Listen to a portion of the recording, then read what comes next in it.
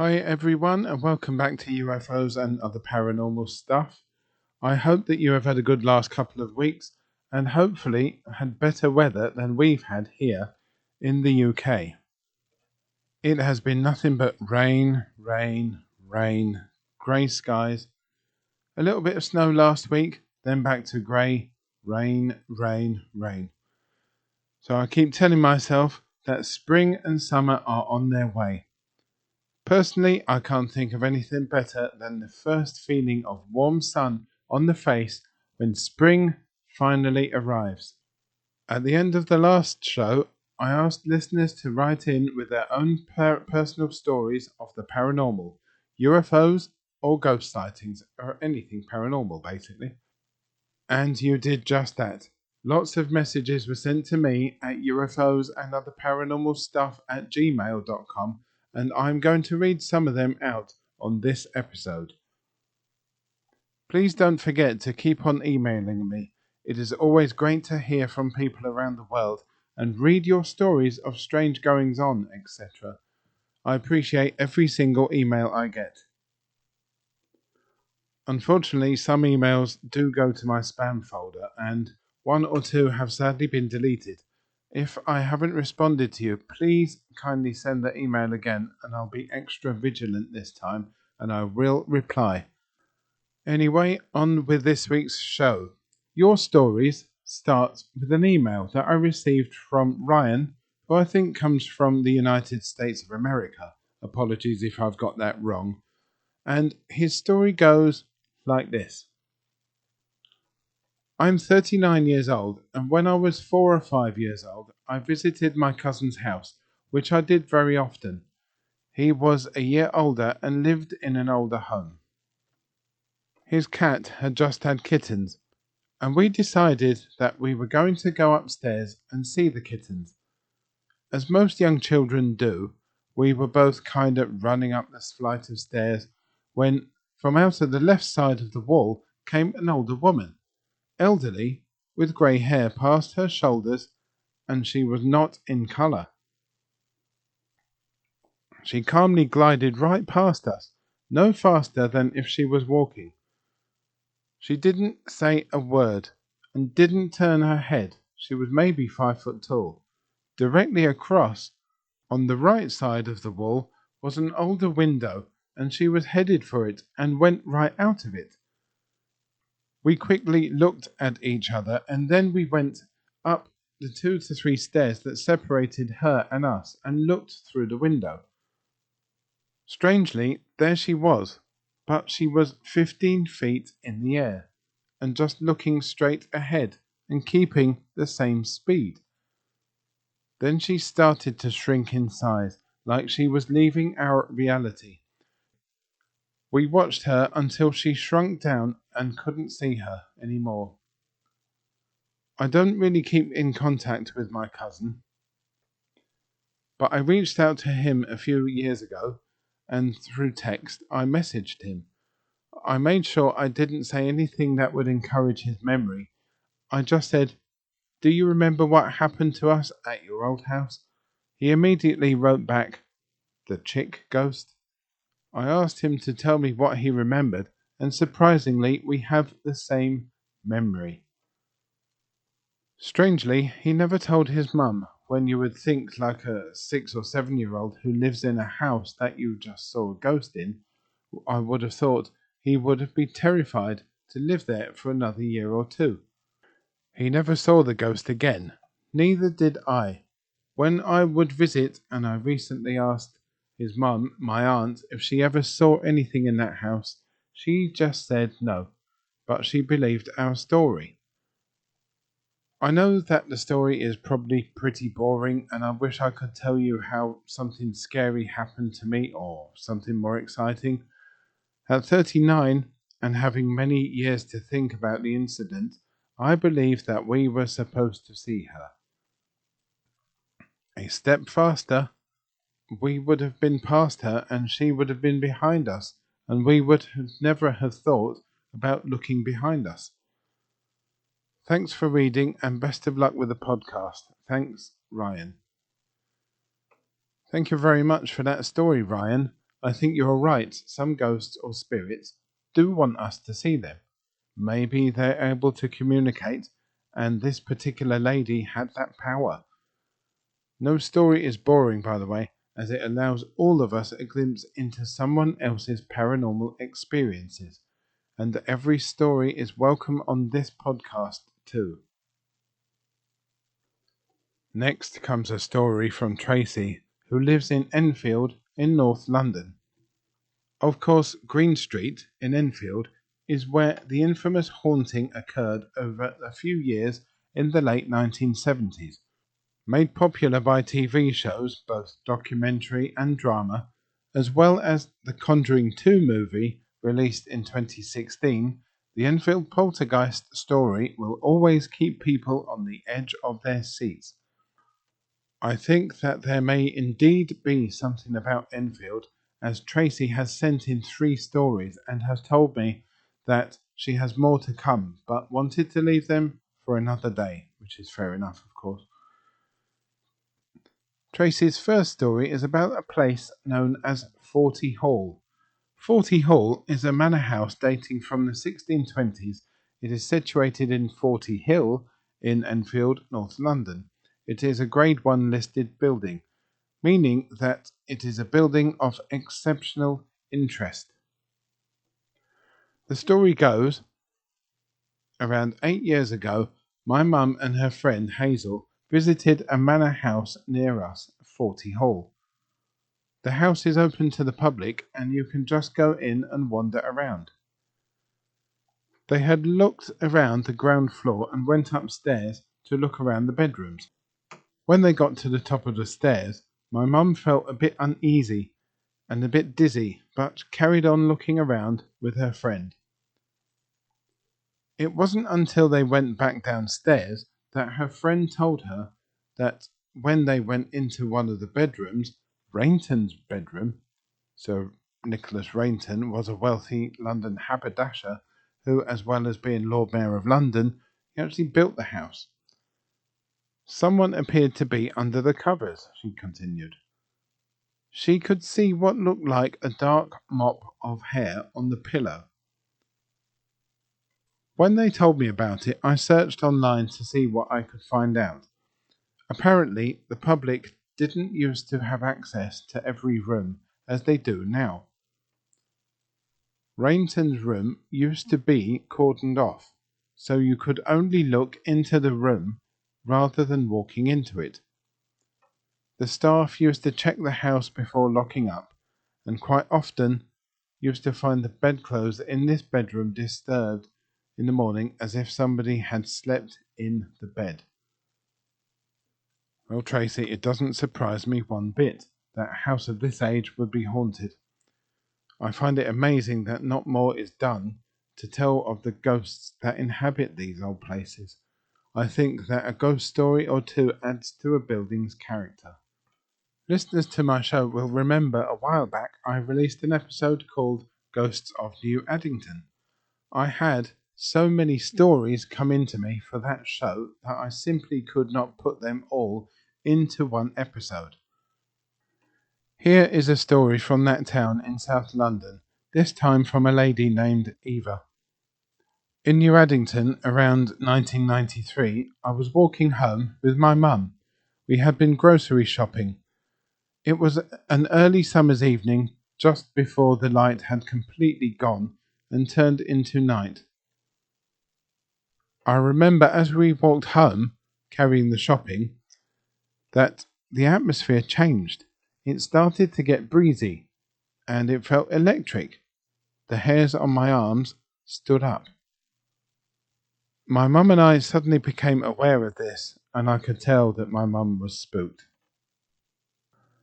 We both looked up at the sky, up and to our right, and we saw lights shining through a thin veil of cloud cover. I looked at my mum in disbelief and said, "Can you see that?" She said yes, and we stopped and stood still, staring up at these lights. There were 3 white glowing lights in the formation of a short propeller. They rotated on an axis, spinning around, not very fast. I hadn't seen anything like it before. My mum looked at me and said, "Let's move." She was freaked out. We continued walking but couldn't take our eyes off of the lights. They seemed to follow us as we moved, always up and to the right of us, still slowly spinning around as they moved along, never lagging behind or moving ahead of us. This freaked my mum out even more.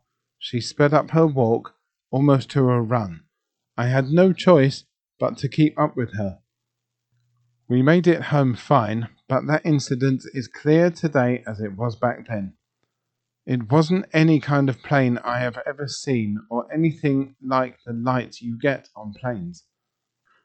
Living close to and on Biggin Hill Airport's flight path, I was familiar with many types of planes, helicopters, from a young age. The funny thing was, there was absolutely no sound from this object, no hum or buzz, no engine or mechanical noises. They were completely silent. That is very interesting, Eva. I do hear that a lot of airports have in the past, and still do, some of them, get visited by craft of unknown origin. Usually that happens to RAF airports, of which I think many people will know that Biggin Hill was one of the most important ones years ago. I'll also be willing to bet that a lot of pilots that fly into that airport have seen a UFO or a ghost or two, possibly even its own resident ghosts.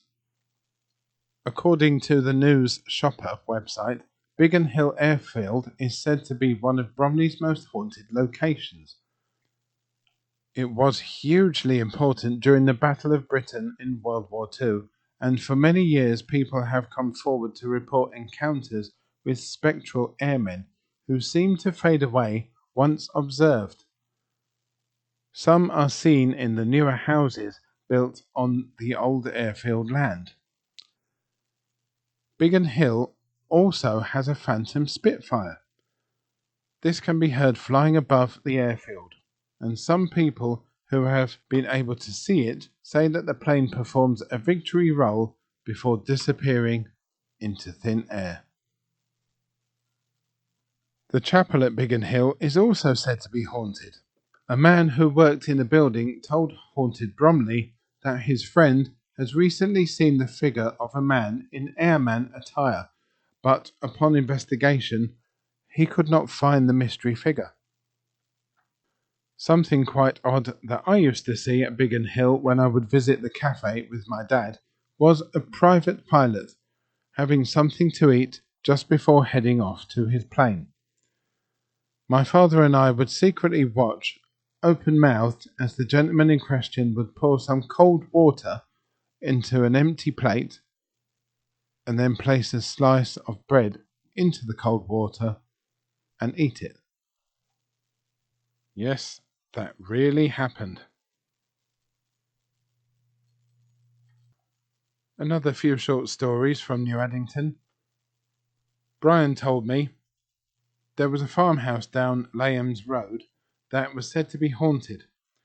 Went on a late night visit and scared witness by screams and banging, but afterwards thought it was probably foxes. Sometime later the house was renovated and, as it happens, found out that our physics teacher had bought it. Apparently, a farmer did murder his wife there and then hanged himself. This probably happened in the 1950s or the 60s. The house was derelict in the mid-60s. Nicky recalls, when I was about 5, me and my dad were in a park opposite the Cunningham pub. We looked up and was convinced that there was a UFO in the sky. It went after a couple of seconds. I will never forget that, over 44 years ago. Interestingly, Nicky, Eva has responded to that story already by stating that her sighting of the UFO happened at almost the same place. How weird is that? Now, ladies and gentlemen, a story from a lady called Janet Dewar. Janet is a medical intuitive and energy healer who hails from Oregon in the good old United States of America, and she has sent me this. Hi Andy, that is great. Perhaps your audience would be interested in hearing some of my stories and learning how best to communicate safely with galactic and other beings in the non-physical. I once woke up to see an 8-foot high grey being right next to me in my bedroom. I could see two Pleiadian beings that I recognized standing behind this being. Having this tall greyish being right beside my bed was a bit disconcerting. I called out to AA Michael. Michael is the being of the highest light, and he assured me yes. I then received the awareness that the greyish being was from my home star. I'm not from this universe, and he had a download for me. He touched my third eye with his index finger, and I felt a large energy transmission without any particular awareness about what it was about. He and the Pleiadians were gone in a flash. Over the next couple of days, the energy transmission, I think of it like a zip file, unpacked, and I received awareness about my home star and more of my energy gifts. I always recommend people invoke Archangel Michael when a being approaches you with which you are unfamiliar, to ask for protection and discern whether this being is of the highest light. You can also ask the being to walk through the violet flame to approach you. The being will not survive the violet flame if they are dark, and so they will just choose to disappear. If they are of the light, you may see them doing a happy dance through the violet flame and enjoy purification. Thank you very much for that, Janet. That was a very interesting story indeed, and I think that many of my listeners will learn from your experiences too.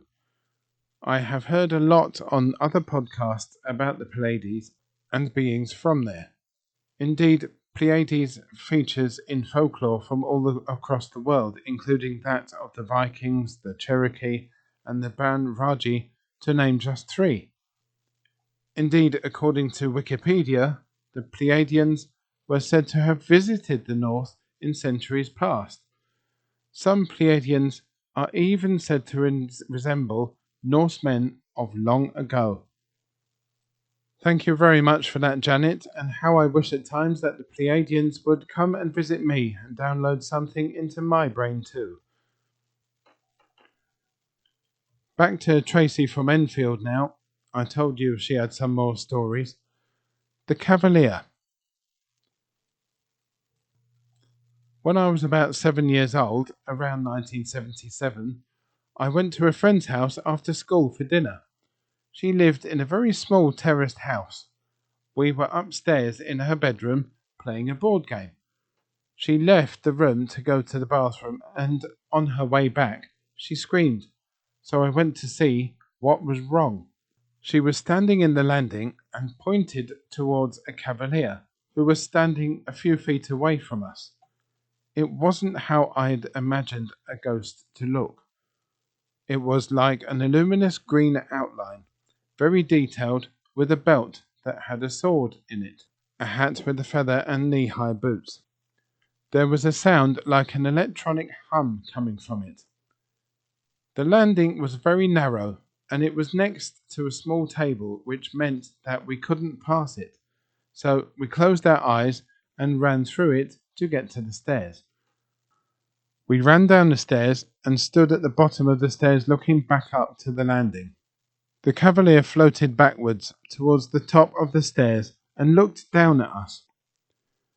The green outline had changed to red, and it disappeared into the wall. I was hysterical at this point and asked her parents to call mine to come to collect me. I can't remember what their reaction to it was, but my mum can still remember coming to pick me up. I didn't tell anyone else because I didn't think that they would believe me. 5 or 6 years later, and now at secondary school, we were talking about ghost stories one lunchtime. One of my friends began telling us about a time when she had visited the same house and described seeing the same thing as me, except her sighting was at the bottom of the stairs. We had never discussed what I had seen beforehand. Years later, and by now married, I was walking home from the pub with another friend and her dad. I told her dad the story and where the house was. He said that he lived down the same road when he was growing up, but on the opposite side of the street. One day he was sitting in the living room and a booted foot came out of the fireplace. Because the boot had a high heel on it, he thought it was a woman's boot, but after hearing my story, said it might have belonged to the Cavalier as well, as Cavaliers wore boots with quite high, chunky heels on them, and he was amazed to find this out after all of this time. Personally, Tracy, I find that when you talk to other people about ghosts and that person mentions the same ghost that you have seen, or at or near the same place, before you have told them about it, then they have effectively authenticated the existence of ghosts. For me, anyway. One last one from Tracy now. Numerous things have happened in our house over the years.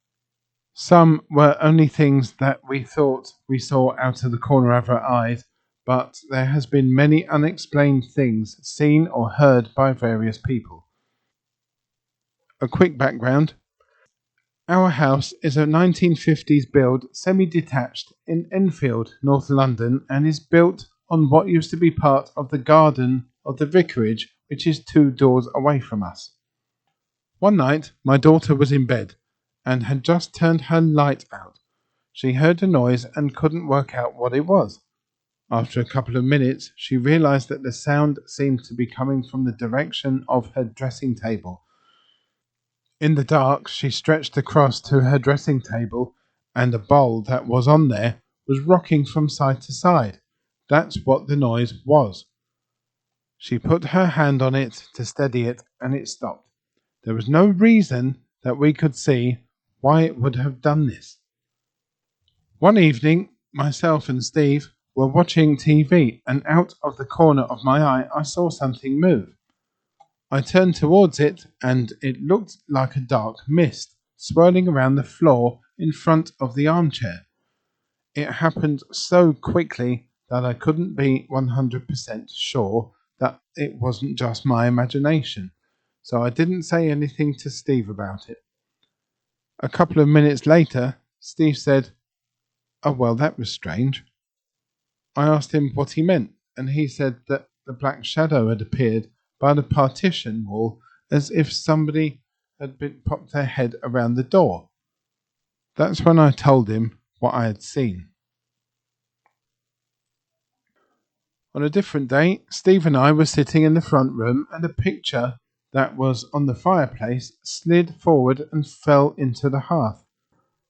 We heard a scraping sound, which, when we looked, was the sound of the photo moving towards the edge of the fireplace. We then watched as it fell.